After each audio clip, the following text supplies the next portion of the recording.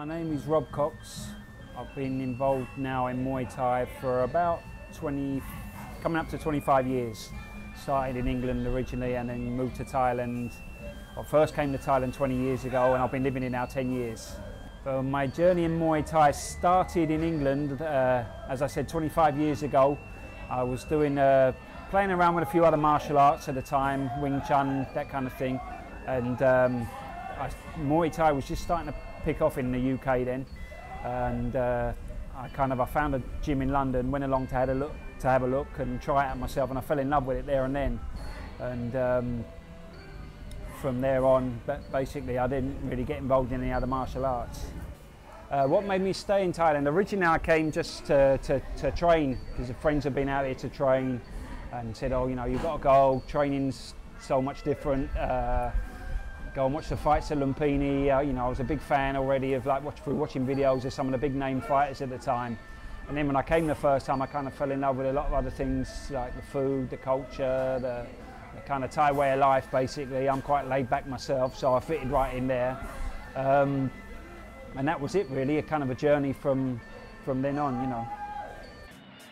When I first came out here, it was kind of like, a lot of people call it like the golden era, when Songchai Ratanasoban, who's kind of widely regarded as the #1 promoter in Thailand.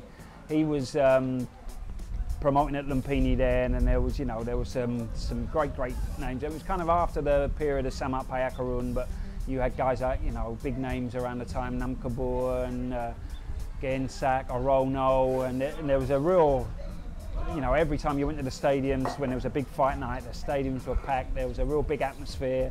The fighters were earning like twice as much money back then as they are now, and it was just a great time. I kind of fell in love with it from then, you know, going to see some of the big names, Nam Kabur and Jong Sanan, who's in America now. But over the years, there's been a kind of a steady decline, unfortunately, with a lot of people attribute it to the gamblers having a bit too much hold, the way the fights are played out nowadays. Whereas in the old days, you know, you'd go there and from round one, the fighters are just, you know, be fighting right from the off. A lot more variety of technique than you'll see nowadays. Today, it's kind of got a little bit more clinching influenced. You know, people are complaining that, you know, a guy can go out and just throw great Muay Thai technique for 3 rounds, but then round 4, the clinch guy comes in, throws him down 2 times and wins the fight, you know. So it's kind of like it's kind of distracted a little bit from the way it used to be, you know. It's kind of a catch-22 situation, to be honest, you know, whereas you've got like, without the gamblers, you wouldn't have the atmosphere. Like if you go in a stadium and there's no one betting on a fight, it's flat, everyone's just sitting around. But if they're gambling on a fight, it's very close and there's loads of bets going on. The atmosphere is electric, you know, and it's quite thrilling sometimes to be in a stadium when there's so much going on, you know. But on the same side, there kind of needs to be a pull away from the hold that the gamblers have got on the sport, you know, on the stadiums, because almost like the stadiums are kind of like, oh, we've got to keep the gamblers happy, the promoters as well, we've got to keep the gamblers happy. And so the art's kind of losing a lot of its previous allure, if you know what I mean. Like certain techniques, you know, like if the boxer's coming in and they're throwing spinning back elbows, jumping knees, the gamblers are on their back. Oi, don't waste your time doing that. Strong knees, basic kicks, you know, that's all they want to see. Throw them down, you know. So the art of Muay Thai is kind of getting watered down a little bit due to the gamblers. And also you've got the corruption it brings as well. It kind of makes the sport a little bit dirtier, you know. There's fighters that can get paid to lose, or sometimes there's talk that the referees have been bribed, you know, to help a certain fighter win. Sometimes they say a guy's a southpaw, you know, and the crowd will sometimes pick up in it, a southpaw guy, so the referee standing by his left kick all the time, so he's reluctant to throw that kick, you know, and there's accusations that the referee sometimes can be paid off, or the judges, you know, and it's or not so much a fighter will be paid to dive, but sometimes people will try and get at the fighter in another way, like a pretty girl go and offer a boxer a drink on the day out of the fight after he's weighed in and it's been doped, you know, to make him weak, that kind of thing. There's all sorts of things like that go on that's not doing the image of the sport any good, you know. To an outsider, the Muay Thai scoring can be a lot more complex than in other sports.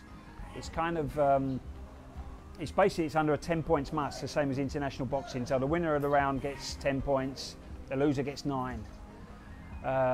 If there's a knockdown, the guy that gets knocked down only gets 8 points. They tend to score the fight on who finishes the stronger. So you could go out round 1 and 2 and, you know, look awesome, you look like a world beater, but then if you fade out of the fight in round 4 and in round 5 you're just struggling to stay on your feet, then you're going to lose the fight.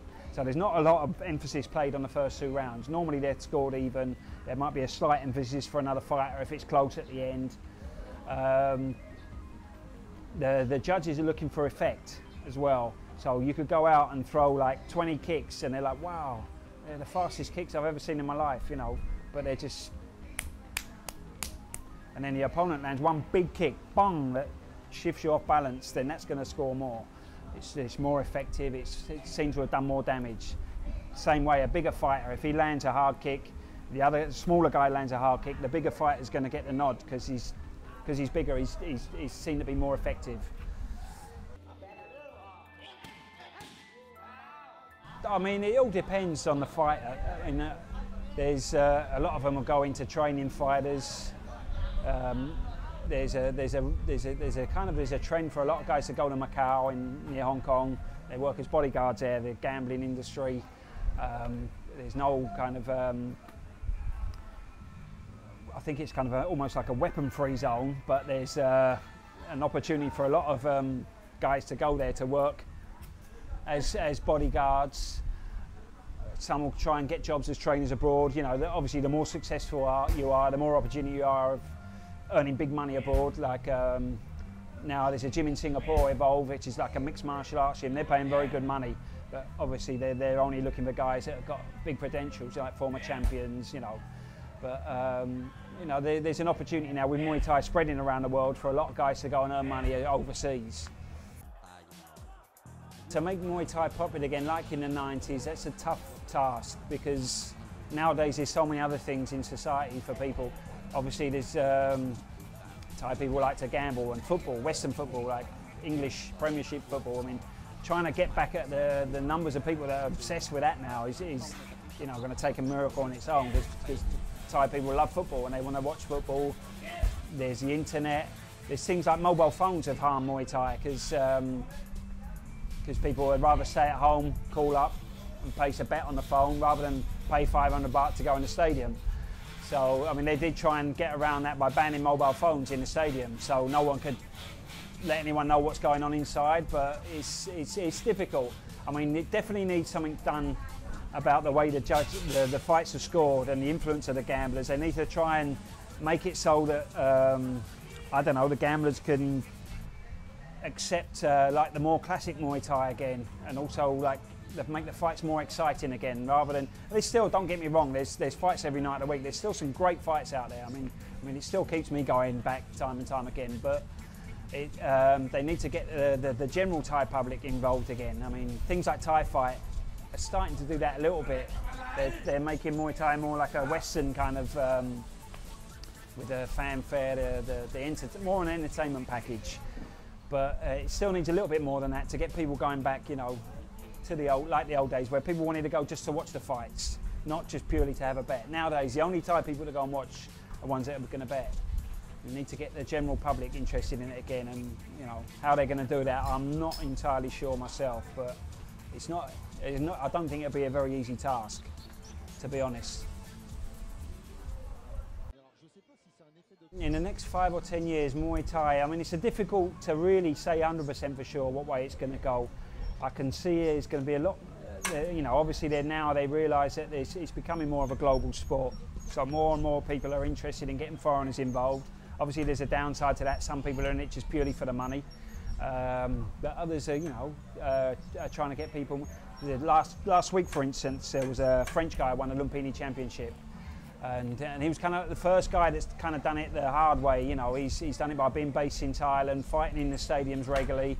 I think maybe you're going to see more and more Westerners fighting now in the stadiums, and trying to cater more to attract Westerners into the sport, which they've got to do, basically, because otherwise it's going to, you know, it's going to really struggle just if they keep the gamblers involved.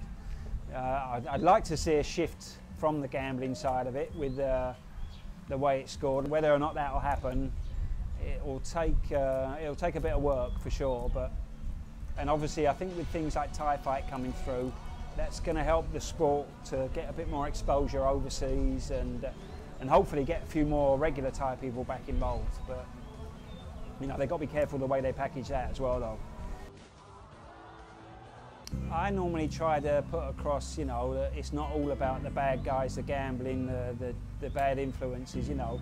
And also I try and put across the point that they should be proud that so many people around the world are interested and kind of love their culture and heritage, you know, and they should try and do their best to preserve that, you know, as best they can.